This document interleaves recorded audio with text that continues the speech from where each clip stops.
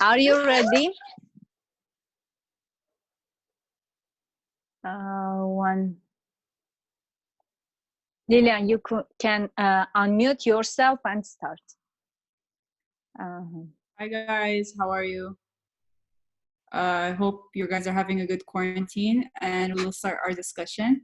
So today we will discuss something that is a little bit different than science. It's more taboo in a lot of cultures till today, and it's a problem that continues to go on, and we need to face it. So bear with me, I'm not used to like presenting. So let's define what our topic is going to discuss. Our topic is going to discuss blaming and how victims are always blamed, especially the females around the world, especially in cultures and certain religions, and some still today some Western countries as well. So what is victim blaming? Victim blaming is the act of devaluing someone's hardship or whatever they've went through. So this can happen all around the world. Again, I'm repeating myself. And it's important to realize that we also do it. We all are part of this whole victim blaming. We started it, and because when we were young, we were all raised in a certain way to believe certain aspects of what happens in the world is our fault. So some of the things I want to discuss is that males and females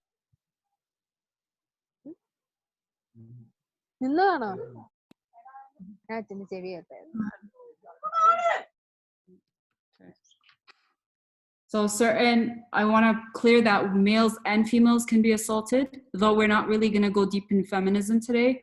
We want to address that it can happen to both sexes, but the issue is that in a lot of cultures, that the females are blamed for the actions of other perpetrators. So what we can talk about is from anything from abuse, whether it be physical, sexual, assault, or it would be verbal. A lot of the times women endure it and are kept quiet because of certain aspects. So some of them could be like from your family, from your mother, your father, that you would get blamed for the actions of others. And let me clarify that it could be different aspects, as in abuse could be verbal and sexual and physical. So we have to like understand that this happens on a big spectrum.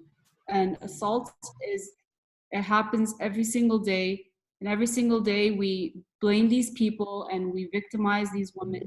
They start to feel that it's their fault, and they would never address it ever again in their life. They would hide it in. And I'd like to go over some theories of why we blame victims. Actually, some people came up with some theories in this Canadian study. There is the just world hypothesis, and in this hypothesis they said that the just world theory, that everyone wants to believe the world is perfectly fine, there are people don't do harm, and if anything bad happens to you, that it's your fault because you were in the wrong place in the wrong time, and good people don't get bad things coming for them. Only if you did something to seduce that male perpetrator, or if you wore a skirt or you're walking out late, you would get what you have coming for you. And this is the just world theory. Yeah. So the just world theory is one of the theories a lot of people believe, that the world is perfectly fine and bad people get what comes for them. And this is it's a bad stigma like that we have to deal with a lot of cultures, especially on the religious aspect of some cultures as well. Another theory is called the invariability theory, and in this theory, it happens with a lot of women, especially in this theory. And what people say is that, for example, you got it coming for you because you asked for it, and they want to believe that they're safe and nothing can happen to them because they don't put themselves in those situations. So an example would be like, she was raped because she walked home alone in the dark. I would never do that, so I would never be raped. So this is another perspective of, they never want to believe this can happen to them. It's because they never act this way, they can never have it coming for them. So violence against women, and I don't want to go into statistics because in every country, and we come from different countries, they could be different on where you come from. You know, some countries, Western and Eastern, and it depends on how much people are actually, what's the word, reporting it. When you report your crime, in a lot of countries, women are suggested not to report their crimes. They have to be quiet about it because it's shame. It'll bring shame to her and her family. And it's a really big problem that we have to deal with. And I think our generation, we have to tackle this. If you're passionate about it, if you want change, even if we don't get the change that we want, hopefully in another 1,000 years, it can kind of change and we can have real results. I think we look at like judges and police officers for answers, but it's not them that need to only give us answers. We should also play a role in our communities. And that's very important. So I don't know where you guys come from, how the rules are and how the laws are. But a lot of the time, women go to court and they're asked about what were you wearing, how were you talking to this person, where did you meet this person, why were you walking home with this person. So a lot of reasons to blame it on you, and instead of putting the person in accountability. And I also want to go over a little kind of biological sense of everything that's going on. So a lot of people are gonna blame what happens with males and females depending on biology. So yeah, well, he's aggressive, he has more sexual drive, he's a male. So this is another thing we hear a lot of cultures talking about, that they should blame the person depending on their sex. So yeah, males are allowed to be aggressive because men will be men. It's fine, it's okay, it's normal. And don't do it again. Like they would slap you on the wrist and say, don't do it again if you got caught. And that's a thing that I think we should all tackle, that raising our children will be a challenge for the next generation of how we want to raise our children. Do we want to raise our children and tell our daughters, oh, you can't go over to this person's house because so-and-so and this can happen to you?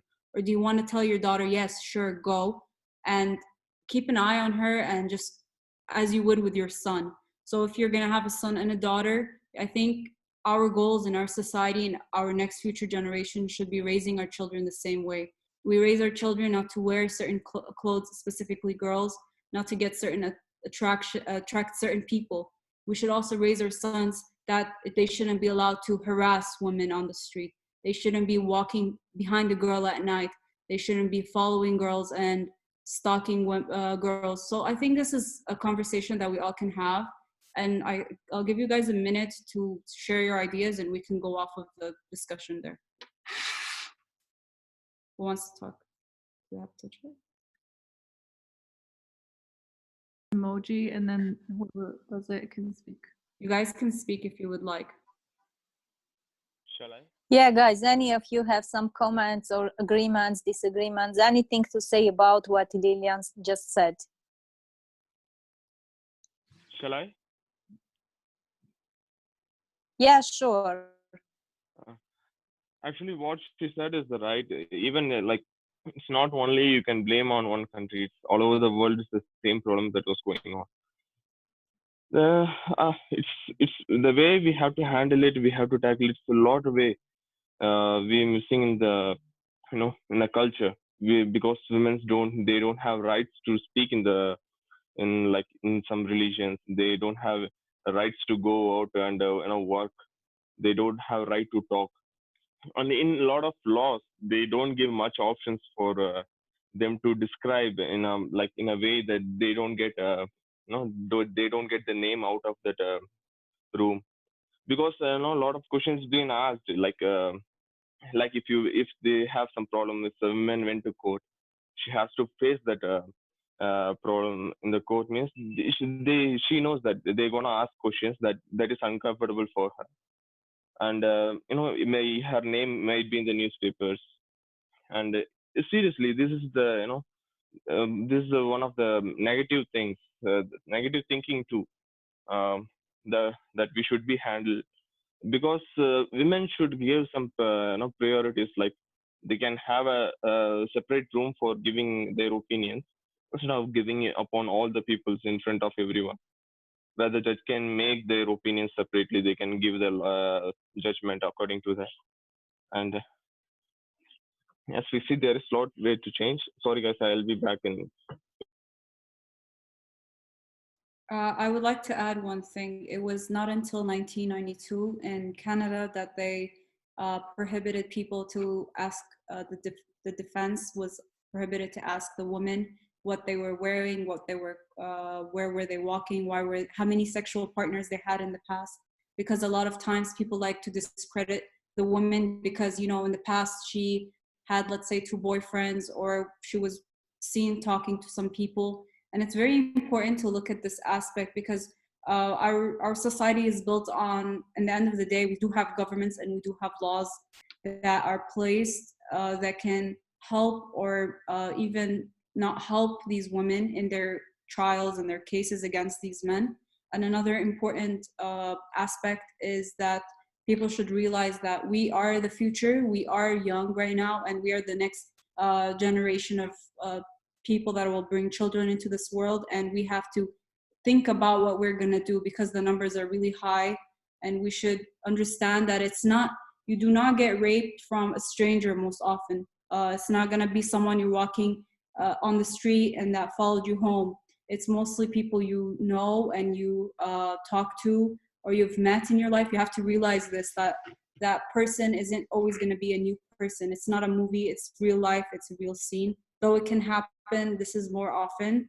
Another thing I would like to bring up is that we should understand that, like, no amount of therapy, no amount of money or any kind of rehabilitation is gonna give back that girl or that boy his dignity and his self-worth, because it's a scene that no one can describe. It's traumatizing for the rest of your life. So we should tackle this, and even if we don't see the result that we need, does it mean anything? No, we should try our best to do something about it. You guys can pitch in right now. Okay, thank you. But I want you to clarify one thing. You said our society. I would like you concretize which society you mean, because when we are taking into consideration the Western part, the Eastern part of the world right now, we can see some differences, some similarities also there are regarding to the question that you are discussing. But I would like each of you try to discuss the question in the background of your society. Let's see in each society what type of problems do we have regarding the problem that Lilian discussed just now. Okay. I want to clarify that when I mean society, I think I don't just say like, hey, the US or just Armenia itself. I think we should all consider ourselves a society. We are coming from different countries, but we all face kind of similar things, though it could be worse in some countries. I do agree.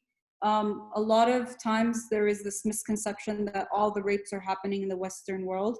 And because we have more cases that are registered with police does not mean we rape more and we have more cases. I'm sorry, you mentioned even in your speech that this is the not because like there are more. This is maybe the problem that in Eastern part it's kind of shame or stigma to speak or to like to speak about those things. So that's why like I agree that the amount maybe in each country is the same, or I don't know. So for example, here in Armenia, I know that we have kind of culture that if the women is raped, usually the parents, these women, society, they try somehow to like hide it because it will be kind of stigma for that girl, and maybe later she will have problem with her job, with her personal life, with anything, because people will try to point her out. So that's why most of the time they try to keep it secret in order not to somehow disturb the entire life of that girl. If I can speak, is it okay? So I think that the basic issue lies within childhood. Like, we are taught like girls should behave a certain way, boys should behave a certain way, and that's how we grow up and we live our lives. Even in Western civilizations, when a girl or boy is raped, they don't want to mention it because there's this huge stigma around it. But I feel like lately, in these like last 2 years, the barrier has been stripped. I also feel that here, like, people are getting more modern and people are more willing to talk about it, because our generation, the younger generation, is putting less of a stigma on it and is like advocating for more clarity, less taboo, and everything. So yeah, that's all, I guess. Anyone else? Guys, do you have anything to say about? Ma'am, I really feel this is more of a defense mechanism. For example, if we're to blame society, then people like really start thinking that maybe it is not our fault. It is for the women. For example, I come from India, so every time that I hear a case about rape, every news channel, every person that I speak to just tells me that, oh, maybe she was wearing that, that's why she was raped. Or maybe she was traveling at night, that's why she was raped. Nobody really wants to come to the conclusion that no, even people who were wearing or not, I'm not even talking about clothes, but people who were at their homes have been raped. What about a child who is just 3 years old or 3 months old? Why was she raped or he raped? So I completely disagree that it's just the clothes. I mean, it is really a defense mechanism, if we see at it. So, and coming from eastern part, like, I really feel that most of the times they say that if a person is raped, then he or she should hide it, because as you said, they might have problems in their jobs or their daily lifestyles. People might like shame them for what happened to them. They might not try to understand that it was not their fault, but really come to the conclusion that it was because of them that this happened. Even when we see the examples of maternity leave, people don't offer pregnant women job because they think that 9 months she will be at her home, she will be disturbed because of a baby, so they might consider a man over her. So it's really more of a defense mechanism, as I can see from society's point of view.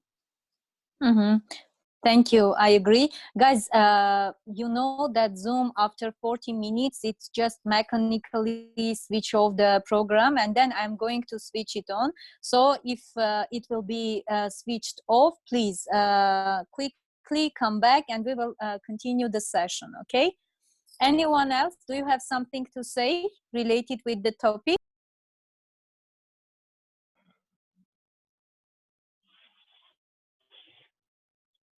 May, ma'am. Actually, we also noticed that in a lot of TV shows, like they used to make jokes on the way women look, and they'll ask the guest and like how you like hook up with the woman, and how, like asking about their parts, body parts, and it's not a way they make jokes. It's like a usual daily shows. Like we always see that. We always like see those shows, and we people watch that with their kids. But I don't know like why they're making that thing, because even a lot of kids watch that shows, and it's not a fun thing to kids to know that, and they are grown up and they're gonna make the same thing. It's not. It's like I don't feel very so much on that thing. I feel very bad on that. That's my opinion on. I would like to add on what Daniela said about how we raise our children to like something or dislike something. That's very important because we do have cultural differences, but we also have gender norms that are standard, that are set. For example, boys can be aggressive, it's just the testosterone. Boys I think, yeah. And it is true, we can't deny that males do have more testosterone, and that when we're growing up, the age difference and the brain development of girls and boys are different. We do agree that, and there's more serotonin, for example, in women than men, so it makes them more happy. All these we can agree, there is biology there. But what we also can agree in is that we've been playing a part of a ritual that has been going on for hundreds and thousands of years before us, all the centuries before us. And it's really hard to remove something that's been set there, but slowly we can. I think my first step would be is realizing that you shouldn't blame the girl. You should realize that you should tell your son and your daughter that they shouldn't be out, for example, at 12, not just the daughter. You should realize that what you put in, what you feed your children is what you believe in. So we are all sexist some way or another. We all are. We have all this ingrained in us since we were children. We have to agree that it's there. But what we can do is we can change it up slowly from whatever small steps we can do. Because I always hear this, like, boys are more aggressive. So what does that mean? They should rape people? No, I don't think that's true. That's not the solution of it. That you shouldn't let a person pass because of their biology. That's the way, then we should divide the genders and live in different societies if this is the case. And we can't. Yeah, go ahead. I wanted to add something that Hassan has written, because connection is bad in his phone, so that's why he just have written something in the chat. I would like to say that raping is not about hypersexuality in some cultures. It's more about dominance, control, and sometimes it's about proving of masculinity. And as you most have said, guys, it's not about the woman clothes or way of acting, because also there are animal abuse and even in the gay community. So this is. Yeah, I agree with Hassan a lot, because it is true, he is right, but this is what they scapegoat it. They like to blame it on the clothing and on every little tiny aspect. Also, I would like to just point out that consent is very important, and we should start practicing it in every day in our lives. And one more thing, a lot of people don't think, for example, a marriage couple, a husband can rape his wife. That's like a weird thought to a lot of people, but these things can happen. These can happen whether it be someone you know or not. That's what my point was earlier. And yes, it is an action of dominance and power. It also can go as far as you know, a deviance, a sexual deviance, something a person wants to do because they watched a couple of videos about. I'm just gonna point it out, but that doesn't mean we should let it go and accept that this is gonna happen and keep going on for centuries. Besides, Ghassan added, which I agree a lot, also last thing, sometimes as guy, they take no from woman as a yes, like, yeah, she wants to have intercourse, but she is saying no because she is shy. Guys, I would like just here, we think a little bit about shame. What is it? Why do we shy from something? Because if you take into consideration the behavior of children till like in some age, you can see that they are not shy from something. But usually after a while, when they are socializing, they are getting kind of social social characteristics, we can find out that they like they feel this. What is it? Where does it come from? I would like we try to speak about this also a little bit, and then we will continue, because here I have written something. I would like to speak about this aspects of the topic as well. Who wants? What is shame for you? What do you think? I think you're right.